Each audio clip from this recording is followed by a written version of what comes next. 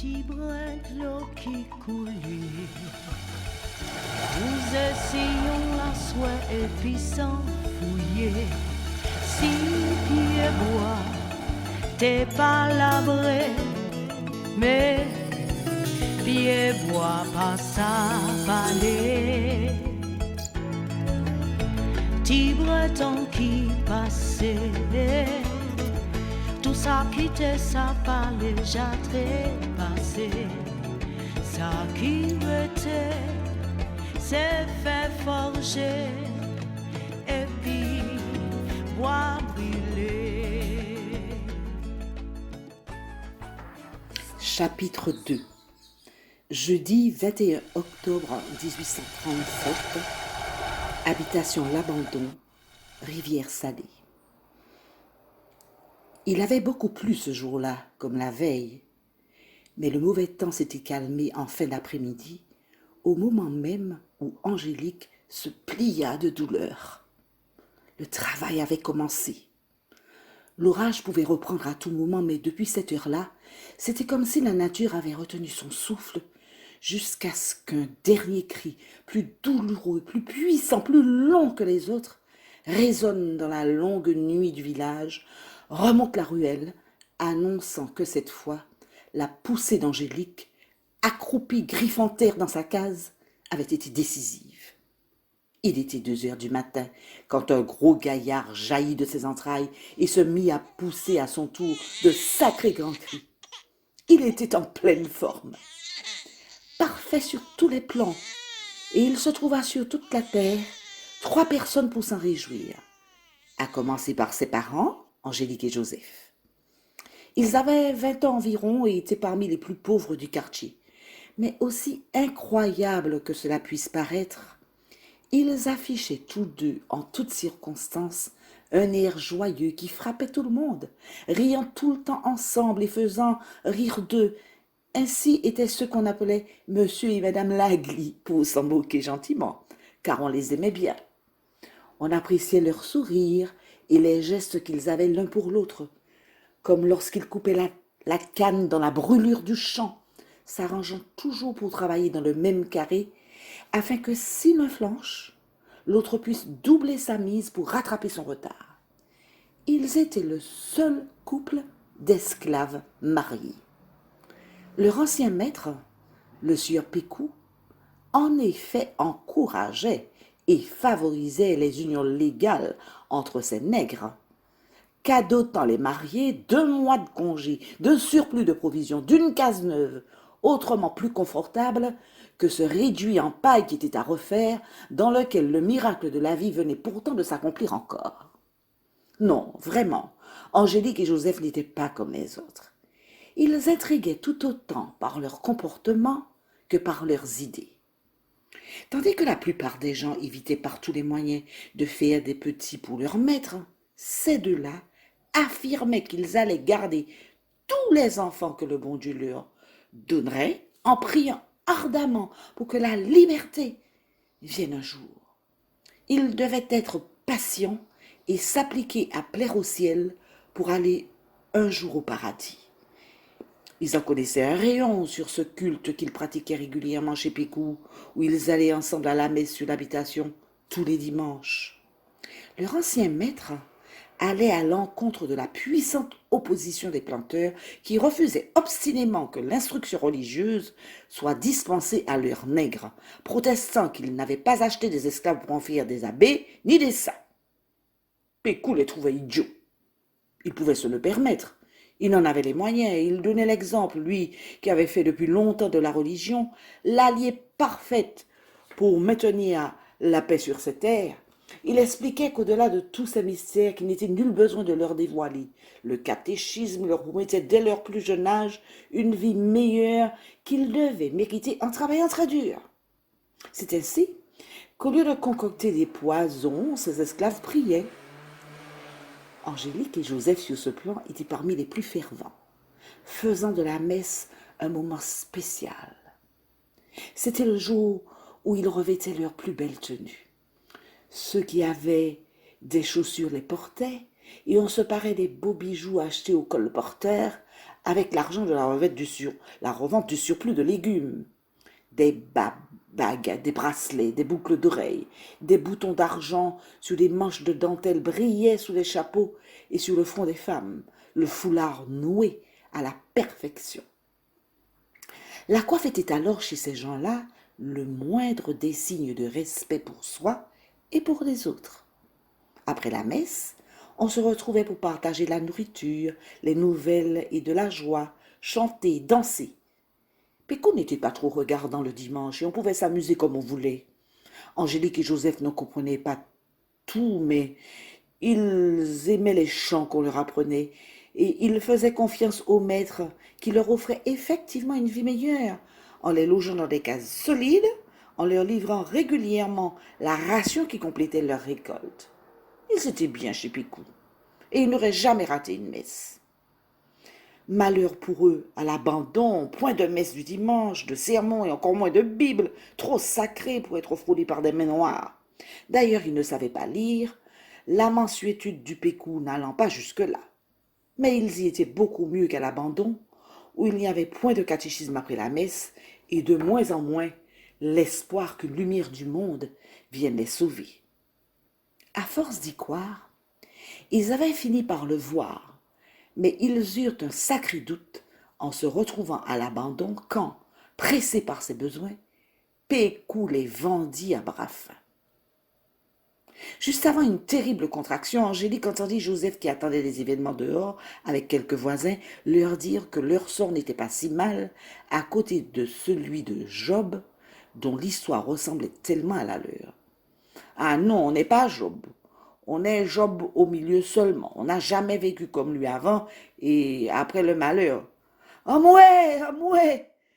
s'écria furieusement Angélique, transfigurée par la souffrance. Mon Dieu, voilà qu'elle déparlait. Heureusement, ils avaient été assidus au catéchisme et avaient même fait leur première communion, ce qui leur donnait le sentiment de valoir plus que leurs compagnons d'infortune qui ne croyaient en rien. Grâce à leur attachement et à leur prière, ils tenaient bon ensemble, certains d'être un jour récompensés de leur foi sans faille. En attendant, ils étaient bien contents à l'idée d'élever un vaillant petit chrétien ensemble, dont on pouvait dire le nom maintenant qu'il était né. Il s'appelle Jules César, du nom d'un grand blanc qui fut très puissant par le passé. Joseph n'aimait pas trop, mais Angélique prétendit avoir reçu ce nom en rêve, et si Dieu avait envoyé un songe pour le demander, il n'y avait pas à discuter. C'est bien Jules César qui serait déclaré dans un mois ou deux à la mairie, où il se rendrait avec le nouveau géreur remplir le registre comme l'exigeait désormais la loi. « Vous en avez de la chance, dit Amélina, dont les mains expertes avaient recueilli l'enfant qu'elle trouvait bien beau. D'après moi, il pèse bien 6 livres, je vous le dis. Et il a tous ses doigts. Ah, je sens la force épicouage de penser que Tiboukta, là, messieurs, dames, ce petit bougre-là vivra libre un jour. Amélina survoltée ne cessait de le prophétiser en exhibant la chair de poule sur ses bras, preuve que c'était la vérité même qui sortait en cet instant de sa bouche. L'idée la mit d'autant plus en joie que cet enfant venait au monde, attendu par 2 parents réjouis.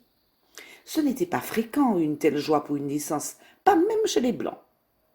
Amélina se sentait privilégiée de voir que, dans l'intimité des cases et des cœurs, beaucoup ici nourrissaient leur rêve de liberté.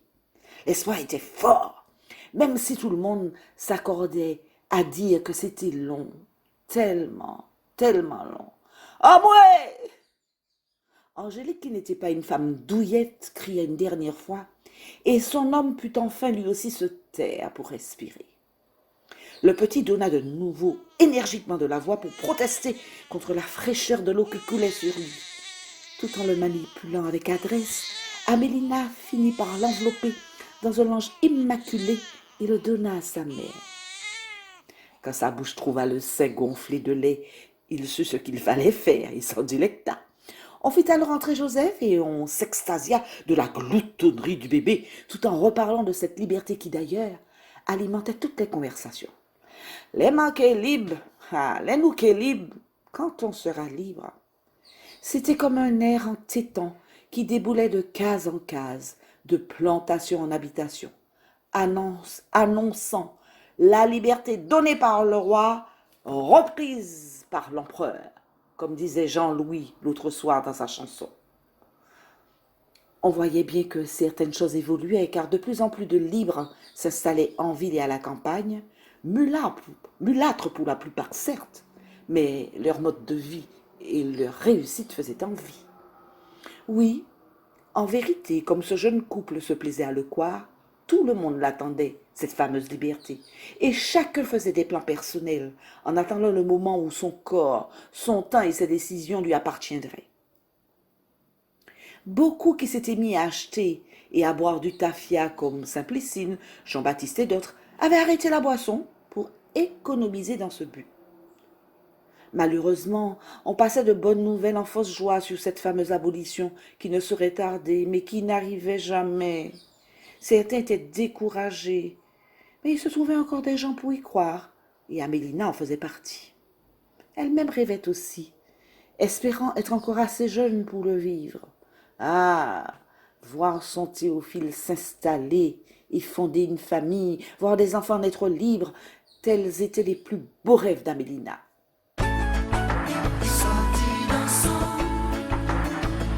Pas ni droit,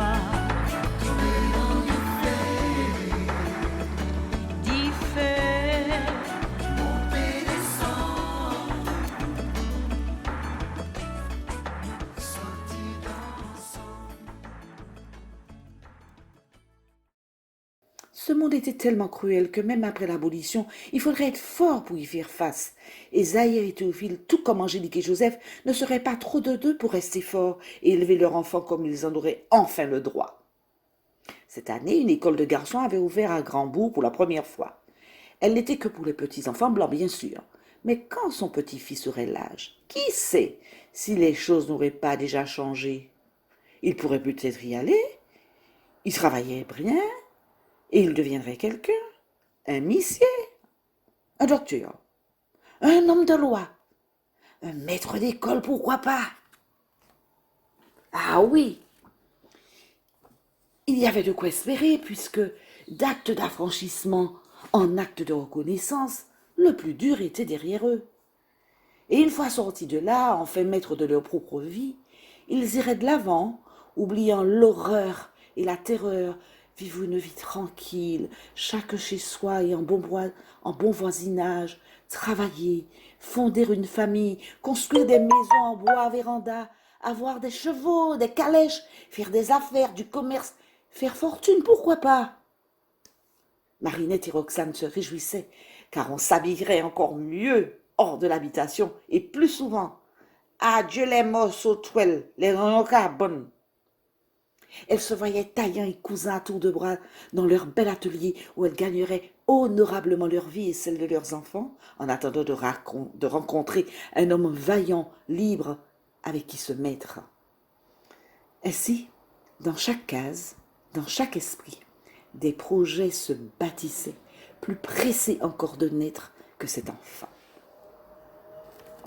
Les papayers mâles ne portent pas, inutile d'en attendre des fruits. Pourvu que tous ces rêves ne fussent pas que l'espoir mal papaye, se disait Amélina parfois, bien qu'elle soit certaine de ses sources et ne parlait pas dans le vide. En tant que cheftaine d'un groupe fondé au Vauclin, agrandi en intégrant des gens de Saint-Pierre et de l'Abandon, elle avait partout des membres qui lui rapportaient ce qui se disait dans les réunions secrètes des esclaves. Ils rassemblaient tout ce qu'ils entendaient chez les maîtres, dans les ateliers et dans les rues, et recollaient ensemble les morceaux, se tenant ainsi au courant de tout. Actuellement, toutes ces sources confirmaient que la peur du poison rendait les maîtres fous et de plus en plus cruels dans leur châtiment.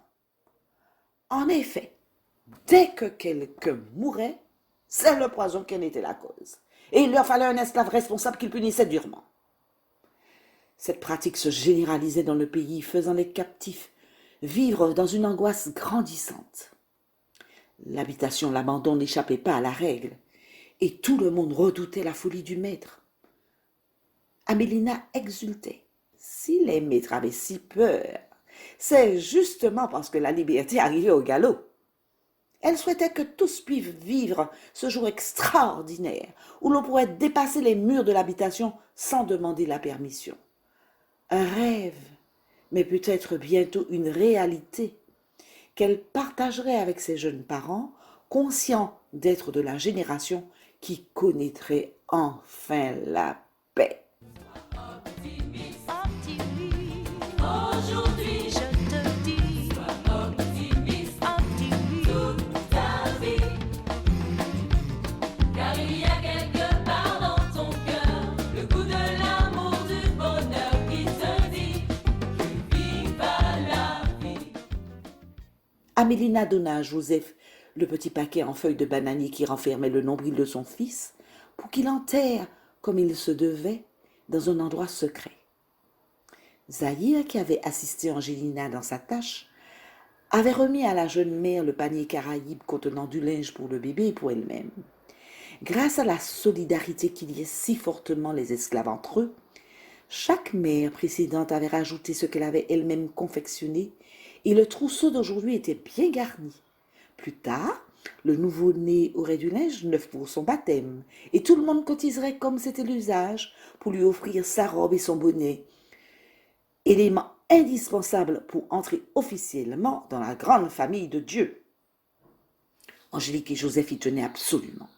Ce serait une agréable occasion pour Amélina d'étraîner les boucles d'oreilles impressionnantes en forme de fagot de canne que Théophile avait créé à sa demande pour son prochain balboutier, où en tant que reine, elle devait éblouir ses sujets à chaque fois. Avec des belles tenues et des parures originales. Même durant ces moments où l'on se détendait, chantait et dansait, il n'était pas rare que l'on ne parlât que de liberté. Il était regrettable que tous ici ne puissent y croire, et qu'au lieu d'un cri de joie, la plupart de ceux qui entendirent naître l'enfant cette nuit-là poussèrent sur lui un cri de pitié.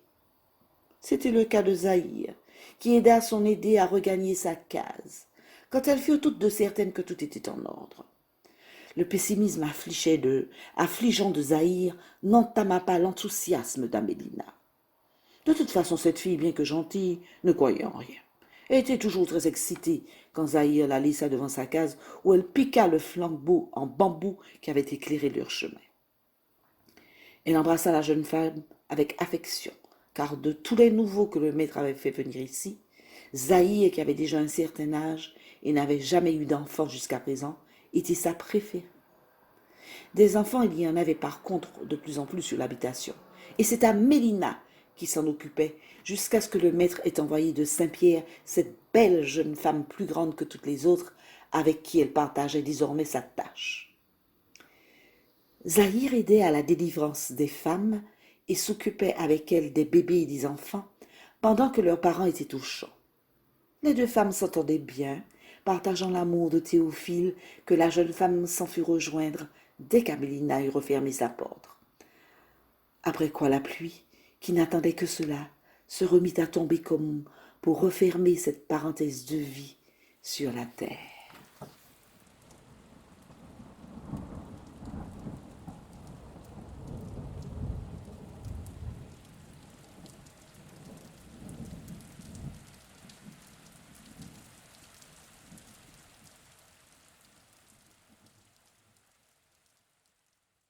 Avant de se coucher enfin, Amélina se lava soigneusement malgré l'heure tardive et fit sa prière car elle croyait elle aussi en la religion qu'elle pratiquait depuis l'époque où elle emmenait Louise et son frère à la messe et au catéchisme.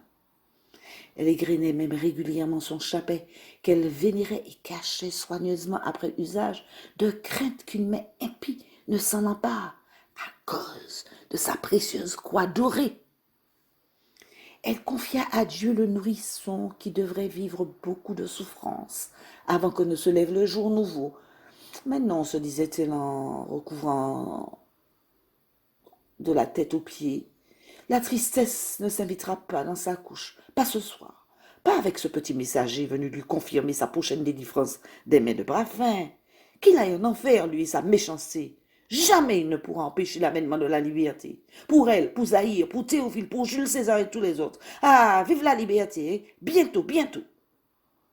Avant que le sommeil ne l'emporte, Amélina pensa à sa mère et une foule de souvenirs lui revinrent à l'esprit. Elle ne savait pas exactement son âge, mais ce qui était certain, c'est qu'elle était la plus âgée de la rue, habitée presque essentiellement par des personnes jeunes et en âge de procréer que le maître avait récupéré en guise de paiement auprès de ses créanciers ou acheté un peu partout pour travailler à l'abandon et en tirer le meilleur prix au cas où il devrait les revendre. Finalement, Amélina aimait bien cet entourage qui la changeait de l'austérité de la maison de Louise, la fille de Marie-Louise Élisabeth de Pichery-Fontenay, épouse Hugues délivrée.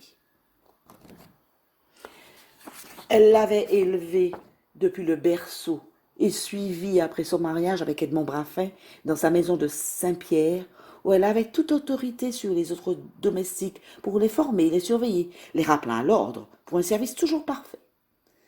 Avant ce jour où elle était traitée comme les autres esclaves, Amélina savait qu'elle était une privilégiée. Sa mère, Pélagie, était l'esclave précieuse et redoutée qui régnait dans la grande cuisine des maîtres, à qui elles appartenaient de mère en fille depuis 3 générations et où il lui était permis de jouer dans son enfance. Quand Amélina eut 17 ans environ, alors qu'elle n'était jusque-là utilisée qu'aux travaux domestiques, elle fut choisie pour son bon caractère afin de seconder Daberta, usée par l'âge et par les nombreux petits maîtres qu'elle avait élevés. Quand elle mourut, au grand désespoir de toute la maisonnée qui l'enterra dans un coin du jardin, loin des tombes des autres esclaves, pour la distinguer dans sa mort comme dans sa vie, Amélina la remplaça au sein de la famille. Ce qu'elle fit très bien, trop heureuse de son sort, quand dès 8 ans, Négrite et Négrillon amarraient déjà les bottes de canne, portaient de l'eau dans les tranchées, se faisaient égratigner par les feuilles coupantes de canne qu'ils ne pouvaient éviter. Oui, elle avait eu de la chance d'être épargnée par ces dures tâches, et elle s'était concentrée sur son travail, l'exécutant avec une application et un dévouement qui lui valurent, du moins le croyait-elle, l'estime de ses maîtres et l'amour des enfants portés sous les fonds baptismaux en grande tenue comme il se doit. D'autant plus qu'Amélina assumait ce penchant qu'elle ne cherchait pas à s'expliquer pour les beaux habits, en toutes circonstances. Même pour aller promener les enfants, elle prenait soin d'être toujours propre et veillait à ce que son tablier blanc, bien empesé, brille au soleil et crisse quand on le frôlait. Tout comme elle confessait sans peine son goût prononcé pour les bijoux. Toute sa vie, elle avait savouré la chance qui, là encore, lui souriait, car ce goût permettait à Théophile de lui faire plaisir comme il pouvait. Ah, quel bon fils, mais bon Ishmim. Personne n'aurait pu deviner qu'il n'était pas de son sang et qu'en réalité son garçon était une sorte de cadeau. Un jour qu'elle servait à table, elle entendit Délivry, parfaitement au fait du trafic, raconter qu'il s'était vendu vite et à très bon prix les 202 bois d'épines d'un dernier arrivage clandestin au prêcheur, mais qu'il lui restait un petit nègre trop jeune dont la mère était morte en route et dont personne n'avait voulu car, précisa-t-il, ils ont besoin de bras pour travailler et pas d'une bouche inutile à nourrir. Un petit nègre qui ne sert à rien, ça coûte, ça occupe une négresse. Je ne l'achèterai pas à moi-même. Délivry évoquera ensuite différentes manières de se débarrasser de l'enfant que lui et ses associés ne pouvaient pas non plus donner en cadeau sur un lot par 7 ans de traite interdite où il prenait tous ses risques. Bah, pour l'instant, je l'ai fait mettre à l'écurie pour la nuit, on verra ça demain, dit le béquet qui retourna à sa soupe. En entendant cela, le cœur d'Amélina s'arracha de pitié et de tristesse à l'idée d'un enfant seul la nuit dans un tel lieu, après un tel voyage qu'elle-même n'avait pas fait, mais dont on lui avait suffisamment raconté l'invraisemblable horreur. Dans quel état se trouvait le petit? Comment devait-il se sentir? Et qu'allait-il faire de lui demain, comme le maître l'avait dit? Ces idées l'empêchèrent de dormir. C'est pourquoi cette nuit-là, Amélina se rendit à pas feutrés jusqu'à l'écurie, où elle vit en effet, dans un coin, un enfant couché sur la paille, attaché par le pied à un poteau. Il avait à peine 3 ou 4 ans. Sa peau était des plus noires, ce qui lui prédisait un bien funeste destin, et sa tête aussi ronde qu'un couille. Ah, papiti, le pauvre petit. Abélina passa la main dans la tête grainée. L'enfant sursauta et se retourna craintivement vers elle. Pendant un long moment, son regard éperdu l'interrogea douloureusement. Dans les yeux qui lui dévoraient le visage, Amélina vit tout un tas de questions auxquelles elle ne pouvait répondre. Où était-il? Où était sa mère? Que faisait-il là? Que se passait-il? Que lui arrivait-il? Elle en fut bouleversée.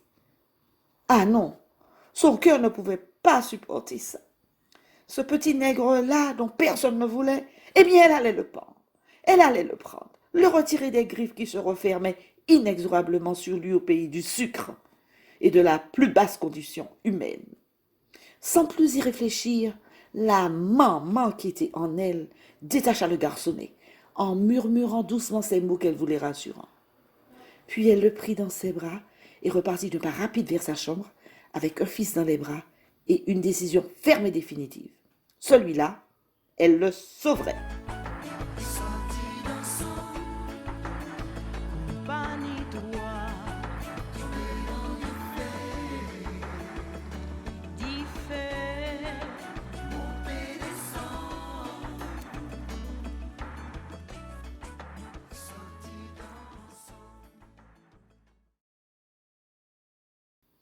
Le lendemain, elle courut voir sa maîtresse au pipiri et lui fit part de son désir. La créole réfléchit un moment avant de lui répondre. « Très bien, on va le garder. Tu t'en occuperas, Mélina. »« Oui, entièrement, je vais lui donner un nom, Théophile. » Elle ne savait pas pourquoi, mais elle avait toujours aimé ce nom. « Théophile? Va pour Théophile, » approuva la créole. En attendant, elle allait l'acheter à son nom, car on ne pouvait pas offrir un esclave à une esclave. « Mais de toute façon, poursuivait-elle entre deux coups d'éventail, tu seras sans doute affranchi un jour, tu pourras nous l'acheter. » « Ce n'est pas tu qui seras affranchi, c'est nous qui serons tous les deux affranchis un jour, » pensa Mélina, qui n'était plus seule et qui prit cette suggestion de la créole pour une promesse. C'est ainsi que Théophile s'épanouit lui aussi dans les jupes de sa mère, entre sa case en pierre dure située non loin de la maison et la cuisine du Béquet. En grandissant, Louise et lui s'entendaient à merveille. C'est même Louise qui, bien que plus jeune et en cachette, apprit à Théophile des rudiments de lecture, d'écriture et à signer de son nom. En échange, il leur apprit à pêcher dans la rivière et à tirer les mêles à l'arbalète. Au fil du temps, le protégé d'Amélina, élevé dans la cour créole, était devenu ce bel homme qui faisait tourner les têtes quand il passait sur son cheval, chapeau vissé sur la tête. Un vrai monsieur en route pour le travail. Car oui, il avait un travail, son Théophile, depuis ses 14 ans, chez monsieur Vladesco, le joaillier de la rue Toraille, dont la boutique était la plus courue de Saint-Pierre, autant dire de l'île, et la clientèle des plus sûres. Tout le monde avait une ardoise chez lui, et son carnet de commandes était plein. On racontait à Saint-Pierre comment Amélina lui avait sauvé la vie en lui retirant un os coincé dans la gorge grâce à des cataplasmes, une potion amère et probablement des prières nègres, ce qu'elle refusait d'admettre. Qu'importe. Au bout du compte, l'os s'était ramolli suffisamment pour lui être extrait, et en quelques jours, alors qu'il se croyait condamné et se voyait dépérir, Monsieur Vladesco retrouva la santé, l'usage de la parole, sa boutique et sa joie de vivre. Il en garda une immense reconnaissance envers la brave négresse qu'il avait guérie. Comme avec sa femme Rachel, il n'avait pas d'enfant, par reconnaissance et parce qu'il s'en fichait du qu'en dira-t-on, il s'intéressa au jeune Théophile, si poli, si bien élevé, et offrit à sa mère de le faire bénéficier d'un peu de son savoir et de son expérience. Aujourd'hui, il avait une telle confiance en son élève qu'il aurait pu lui laisser le magasin et partir. Non seulement le jeune homme était très doué pour reproduire à la perfection les pièces ramenées de l'étranger, mais il en inventait en s'inspirant de la nature et de son environnement. Avec un tel ouvrier, il avait vite augmenté son chiffre, et il savait sans toutefois le lui dire que des deux, c'était probablement lui qui avait réalisé la meilleure affaire. Monsieur Vladesco n'était pas ingrat. Il offrit plus tard à Amélina le montage de son collier grain d'or, acheté grain par grain dans ses mains, avec l'argent qu'elle tirait de la vente des remèdes rasiers, la médecine tirée des plantes dont elle tenait le secret de sa mère. Il rajoutait les grains qui lui manquaient encore et couronna son œuvre d'un fermoir ciselé de toute beauté qu'elle ne put refuser. Avant, ce qu'elle rêvait de mieux pour son fils, outre la liberté, était qu'il puisse être au moins valet de chambre un jour. Et voilà qu'il était bijoutier chez M. Vladesco. Au fait, comment allait-il? Elle ne pouvait pas le savoir, puisque cette fois-ci encore, comme à son habitude, ce scélérat de bras fins avait consciencieusement tout gâché. Hélas, mille fois hélas, sa Louise aurait mieux fait d'épouser un de ses cousins, chose habituelle dans son milieu, au lieu de tirer un si mauvais numéro. Bras fins! Dès qu'elle l'avait vu la première fois, Amélina avait senti au fond de ses entrailles que ce bourgeois-là n'était pas bon. Elle n'aurait su dire pourquoi il était ni crochu ni laid, il était blanc. Mais c'était ainsi, inexplicable. Comme elle avait prié pour que sa petite chérie échappe à cet ogre, car il allait la dévorer. Comment le maître ne le voyait-il pas, lui qui donnait son ange à ce géant venu d'ailleurs? Un étranger dont l'odeur ne lui revenait pas, signe qu'il ne pouvait qu'être mauvais, elle en était sûre. Et malheureusement pour elle, pour Théophile, pour Louise et pour tous ceux qui eurent à souffrir de ses agissements, l'avenir allait lui donner raison sur le péché France. Dès le début de leur union, il la fit tant souffrir que Louise s'appliqua à le fuir durant de longues périodes en se réfugiant chez ses parents. C'est ainsi qu'il avait profité d'une de ses absences prolongées pour l'expédier, elle Amélina et son Théophile, ces deux esclaves qui se prenaient pour des membres de sa famille, disait-il, à l'abandon. Elle les y avait fait déposer comme deux paquets de linge sale, prétendant qu'il avait besoin d'eux, non à Saint-Pierre, mais bien dans sa nouvelle sucrerie de Grandbourg, qui avait besoin de bras et d'une matrone pour s'occuper de ses esclaves, dont beaucoup étaient grosses, ce qui l'arrangeait pour agrandir rapidement son cheptel. C'est ainsi qu'Amélina passa du statut de privilégiée au statut de simple esclave.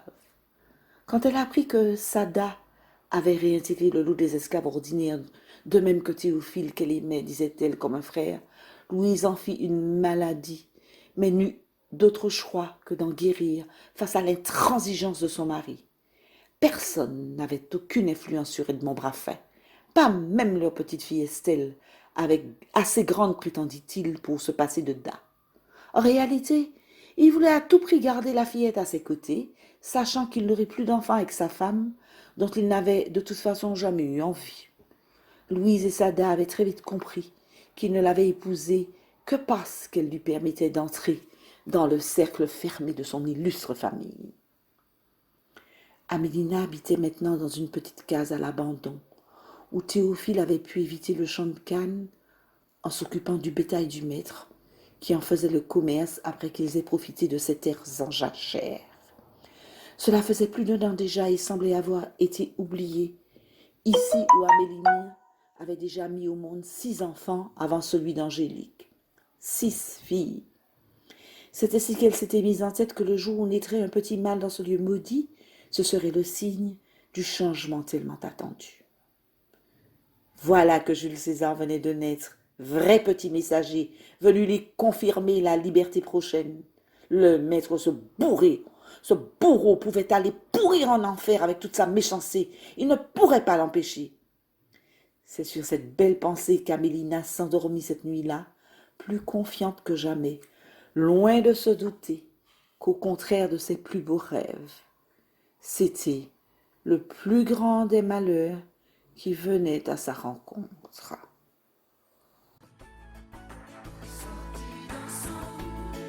Sortis dansant.